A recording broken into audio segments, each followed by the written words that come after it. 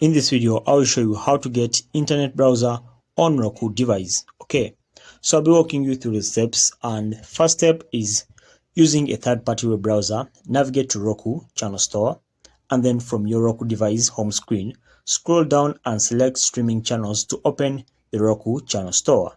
Okay, after that, search for the web browser in the channel store, then use the search function to look for the web browsers. Okay, then some third-party browsers are available in the past, including web browser X or web browser by the Cognito Mobile. Okay, and then the next step is to install the web browser, and then once you find a web browser, select it and view the details to add the channel, and then install and then download and install the web browser on your Roku device. Okay, now the last step is quite simple. Just come and launch the web browser.